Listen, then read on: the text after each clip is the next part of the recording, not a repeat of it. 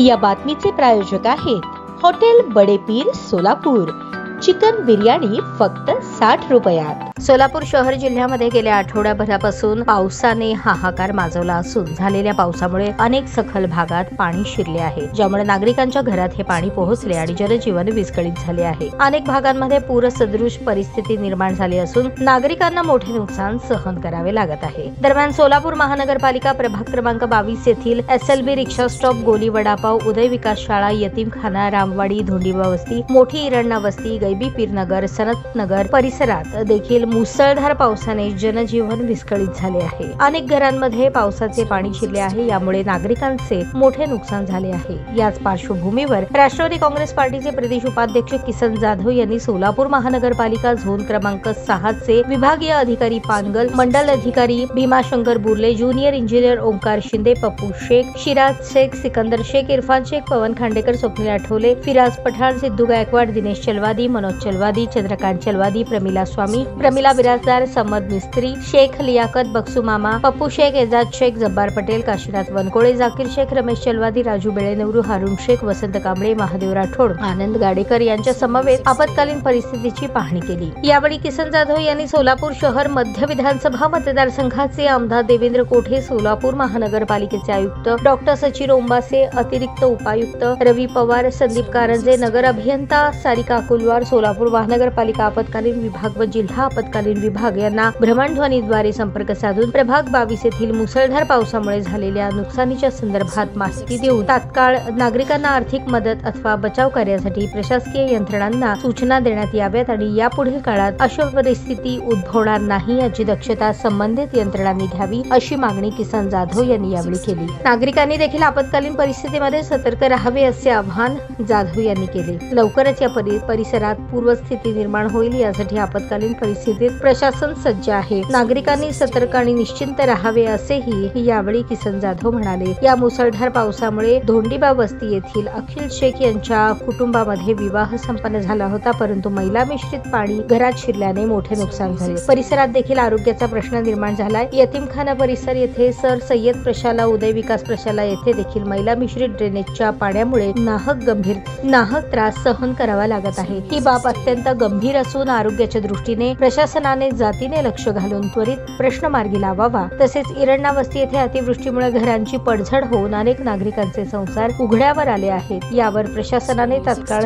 मदत व बचाव कार्य युद्ध पातळीवर सुरू करावे, अशी मागणी देखील किसन जाधव यांनी केली। दरम्यान आमदार देवेंद्र कोठे, पालिका आयुक्त डॉक्टर सचिन ओंबासे यांच्यासह आपत्कालीन विभागातील संबंधित अधिकाऱ्यांनी सकारात्मकता दाखवत त्वरित बचाव कार्य सुरू केल्याचेही किसन जाधव म्हणाले। अतिमुसळधार पावसामुळे प्रभाग क्रमांक 22 मध्ये आरोग्याचा प्रश्न ऐरणीवर आला आहे, ज्यामुळे नागरिकांचे आरोग्य धोक्यात आले आहे। उद्भवलेल्या परिस्थितीवर प्रशासनाने नियंत्रण आणावे, अशी मागणी देखील जाधव यांनी प्रशासनाकडे केली।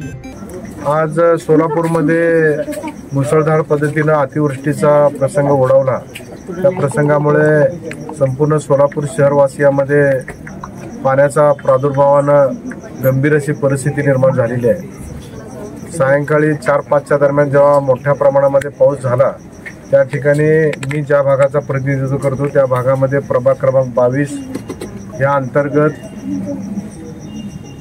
यतीमखाना परिसर, सर सय्यद प्रशाला, त्या ठिकाणी खूप मोठं नाल्याचा विसर्ग आणि पावसाच्या पाण्याचा विसर्ग मोठ्या प्रमाणामध्ये त्या ठिकाणी वाहत येऊन त्या पाण्यामध्ये तिथल्या शाळेची एक लहान लेकरू त्या पाण्यामध्ये वाहत जात होतं। तिथील सजग नागरिकांनी त्याला मदतीचा हात दिला आणि तो दुर्दैवी घटनेचा प्रसंग टळला गेला। अशा अनेक ठिकाणी प्रभाग 22 मध्ये या घटना घडलेल्या आहेत। मी संबंधित तिथल्या भागाचा सर्व व्हिडिओ असेल, चित्रीकरण असेल, आता ज्या ठिकाणाहून मी बोलतोय इरणा वस्तीचा परिसर, त्याचं देखील फुटेज मला माझे सहकारी दिनेश चलवादी असतील, मनोज चलवादी असेल, रमेश चलवादी असेल आणि इथल्या आमच्या इतर सहकाऱ्यांकडनं पण त्याचे व्हिडिओ आणि फुटेज उपलब्ध झाले। ह्या सगळ्या उपलब्ध व्हिडिओचे फुटेज आम्ही सोलापूर महानगरपालिकेचे सन्माननीय आयुक्त ओंबासे साहेबांना ते पाठविलं आणि इथली गांभीर्याची परिस्थिती त्यांना फोनद्वारे कळवलं। त्यांनी तात्काळ आपल्या झोन नंबर 6चे झोनल अधिकारी पानगल साहेब आणि त्यांची टीम संपूर्णपणे गेले 3-4 तास झालं हे माझ्यासोबत प्रत्येक ठिकाणी त्यांनी व्हिजिट केलं। यतीमखाना परिसरला पण आम्ही व्हिजिट केलं। त्याच पद्धतीने गैबीपीर नाल्याचा जो प्रश्न उद्भवलेला आहे, गैबीपीर नाल्याचा पूर्ण जो पडदीचा भाग आहे तो पूर्ण निकामी झालाय। जो निकामी होऊन धोंडीबो वस्तीच्या परिसरामध्ये सर्व नागरिकांच्या घरामध्ये शौचालय मिश्रित आणि पावसाचं पाणी मिश्रित असं सगळं पाणी आणि त्या घरांमध्ये प्रभावित होऊन तिथले सगळे लोकांचं अडचणीचा प्रश्न निर्माण झालेला आहे। त्याच पद्धतीनं अखिल शेख नावाचे जे बांधव माझे त्या ठिकाणी राहतात, त्यांच्या कुटुंबामध्ये तर ते तर मोलमजुरी करून कुटुंब चालवित असतात। त्यांच्या कुटुंबामध्ये लग्नाचा दिवस होता, लग्न त्यांचं होत असताना त्या कुटुंबामध्ये सगळं हे मैला मिश्रित पाणी नाल्याच्या पडदीच्या नादुरुस्तीच्या कारणानं ते सगळं कुटुंबामध्ये जाऊन त्या कुटुंबावर पण खूप मोठा अडचणीचा प्रसंग उद्भवला।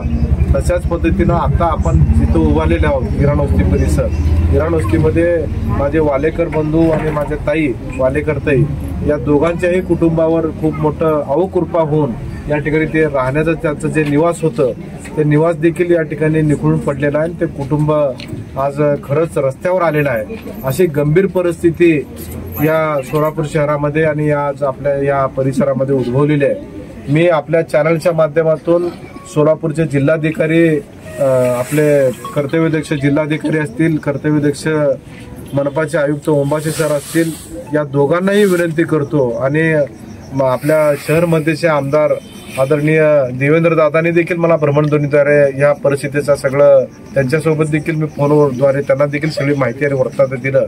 त्यांनी देखील या ठिकाणी संबंधित अधिकाऱ्यांना आणि इथल्या ज्या अडचणीचा प्रसंग उद्भवलेला आहे त्या प्रसंगामध्ये त्यांनी देखील माननीय आयुक्तांना आणि जिल्हा प्रशासनाला फोनद्वारे त्यांनी देखील मदत करण्यासंदर्भात सूचना दिलेल्या आहेत। या सगळ्यांचा परिपाक मी आपल्या माध्यमातून एकच व्यक्त करतो, असा प्रसंग सगळ्या नागरिकांनी देखील असा प्रसंग निसर्ग अवकृपा झालेली आहे, तर निसर्ग अवकृपेमध्ये आपण देखील सजग राहणं गरजेचं आहे आणि थोडंसं काळजी आपण देखील माता भगिनीने घ्यावी अशी विनंती करतो। आणि प्रशासनाच्या माध्यमातून ह्या ज्या घटना घडलेल्या त्या घटना पुन्हा घडू नयेत त्यासाठी त्यांना जे काही आर्थिक मदत त्यांना त्या कुटुंबाला देता येते ते आपण जिल्हा प्रशासन असेल, मनपा प्रशासन असेल त्यांनी द्यावं।